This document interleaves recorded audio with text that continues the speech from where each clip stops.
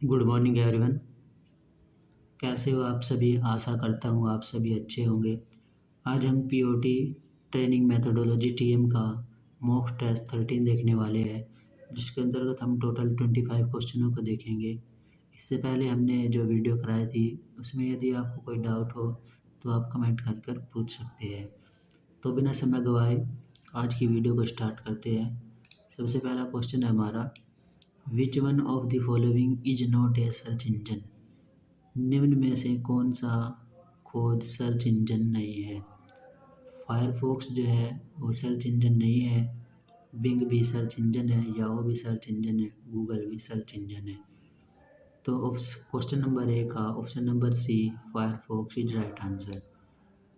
Next question है हमारा, according to the 4 step method which of the following is not the component of preparation? 4 चरण विधि के अनुसार कौन सा तैयारी का घटक नहीं है? टेस्ट, ट्रेनिंग, परफॉर्मेंस, टेस्ट, प्रशिक्षु, प्रदर्शन। क्वेश्चन नंबर 2 का option number B test, training, performance यानी टेस्ट, प्रशिक्षु, प्रदर्शन is right answer. Question number 3 है, what one is the major barrier of effective time management? प्रभावी समय प्रबंधन के लिए प्रमुख बाधा क्या है? प्रोक्रेस्टिनेशन यानी टाल मटोल, आज का काम कल पर, कल का काम परसों पर, ऐसे टाल मटोल करते रहने से समय प्रबंधन की प्रमुख बाधा बन जाती है। क्वेश्चन नंबर 4 है, how many steps are there in micro teaching? सूक्ष्म शिक्षण में कितने चरण होते हैं? सूक्ष्म शिक्षण में हमारे 6 चरण होते हैं। नेक्स्ट क्वेश्चन है हमारा question number 5, Psychology is the science of human behavior. It includes studying human behavior having 5 bases. Which of the following is not a no basis of psychology? मनोविज्ञान मानव व्यवहार का विज्ञान है। इसमें 5 ज्ञात आधार वाले मानव व्यवहार का अध्ययन शामिल है। निम्नलिखित में से कौन सा मनोविज्ञान का ज्ञात आधार नहीं है? पर्यावरण व साइकोलॉजी के अंतर्गत आता है, फिजिकल भी साइकोलॉजी के अंतर्गत आता है, कल्चरल भी साइकोलॉजी के अंतर्गत आता है, लेकिन जो पॉलिटिकल यानी राजनीति है वो साइकोलॉजी के अंतर्गत नहीं आता है। तो क्वेश्चन नंबर 5 का option number C is right answer हो जाएगा। क्वेश्चन नंबर 6 है, which of the following is not the element of responsibility of an instructor? निम्नलिखित में से कौन सा एक प्रशिक्षक की जिम्मेदारी का तत्व नहीं है? फाइनेंस। इंस्ट्रक्टर का ये कोई जिम्मेदारी नहीं है कि कोई ट्रेनर किस बैकग्राउंड यानी उसका वित्तीय फाइनेंस क्या है, इंस्ट्रक्टर की यह जिम्मेदारी नहीं होती है। क्वेश्चन नंबर 6 का option number D is right answer हो जाएगा। क्वेश्चन नंबर 7 है, which of the following is not A type of deliberate training learning? निम्नलिखित में से कौन सा एक प्रकार जानबूझकर सीखने वाला नहीं है? इरेटिकल लर्निंग, तर्कहीन, जो हर बात में तर्क करता है वो सीखने वाला नहीं है। क्वेश्चन नंबर 7 का option number A is right answer हो जाएगा। क्वेश्चन नंबर 8 है, which of the following is not a teaching trades? निम्नलिखित में से कौन सा एक शिक्षण विशेषता नहीं है? सोशल टेक्निक, सामाजिक तकनीक। Question number 9, security bugs also known as, सुरक्षा बग को किस रूप में जाना जाता है? Security defect. यदि सिक्योरिटी के अंदर कोई डिफेक्ट यानी कोई प्रॉब्लम आती है तो सुरक्षा के अंदर बग आ जाता है। तो क्वेश्चन नंबर 9 का option number A is right answer हो जाएगा। क्वेश्चन नंबर 10 है हमारा,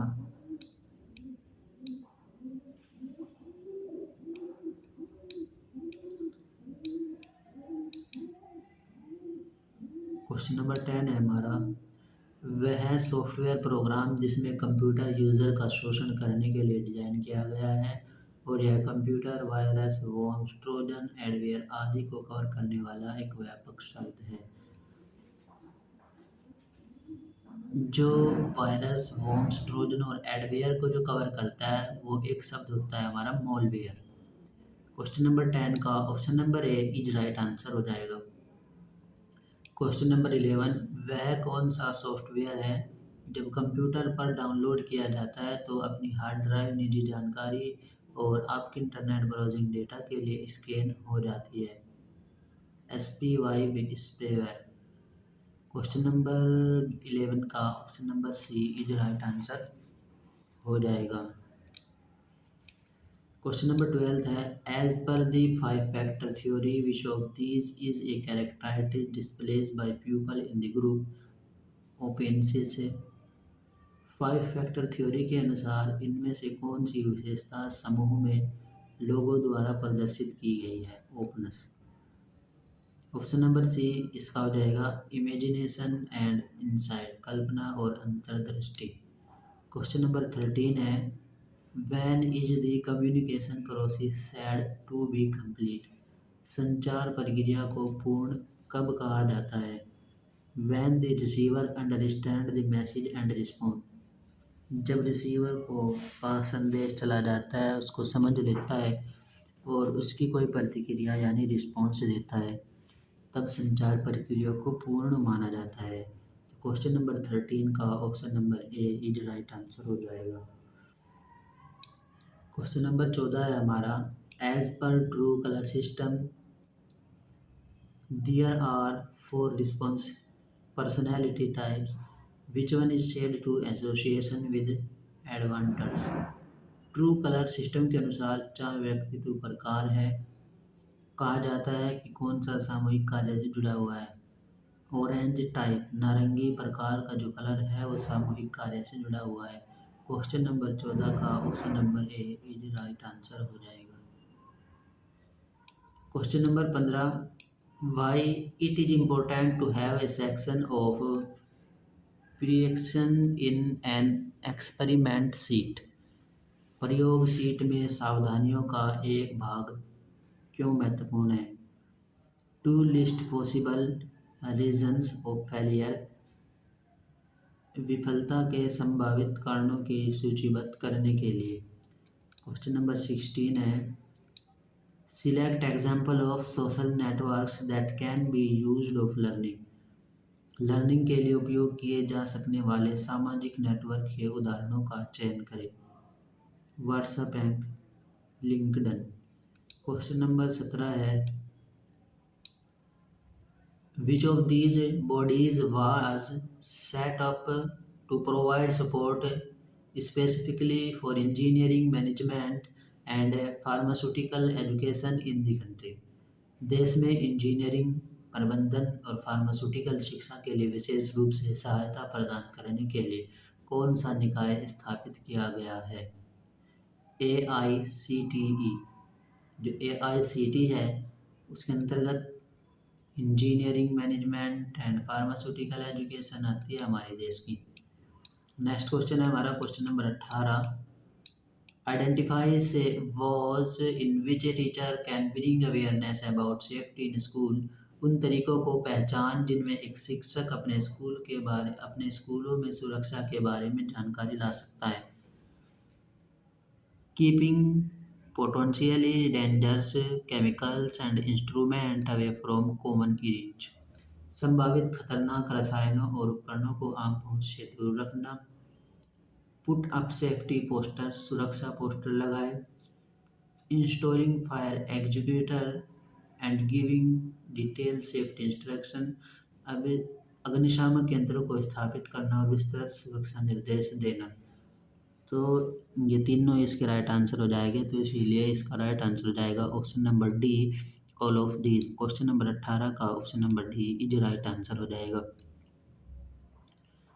क्वेश्चन नंबर 19 है, which of the following should be included in the course outline.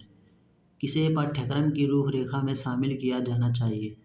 Assignment schedule यानी मूल्यांकन अनुसूची, text book and other resources, पाठ्य पुस्तकें और अन्य संसाधन, द कोर्स एम्स प्री रिक्वाइसाइट्स, पाठ्यक्रम का उद्देश्य और पूर्व आवश्यकता है। ये तीनों ही इसके अंतर्गत आती है, पाठ्यक्रम की रूपरेखा में शामिल होती है। तो इसका ऑप्शन हो जाएगा हमारा option number D, all of these is right answer. Question number 20 है, what is the four step method of instructional used for. निर्देशन की चार चरण विधि किसके लिए प्रयोग की जाती है।